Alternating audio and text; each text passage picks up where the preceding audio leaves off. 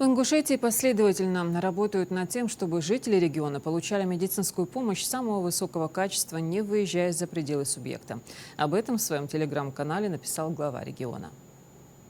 Городская поликлиника Назрани получила 42 единицы нового современного медицинского оборудования. 30 из них уже введены в эксплуатацию. Остальные 12 будут подключены в ближайшие 2 недели. Среди нового оборудования аппарат УЗИ экспертного класса, позволяющий проводить исследования с высочайшей точностью. Также поликлиника получила современные системы для диагностики сердечно-сосудистых заболеваний и инновационные физиотерапевтические комплексы. Мы позаботились и о комфорте маломобильных пациентов. Для них приобретены специализированные растомеры и кресла-весы с автоматической фиксацией данных.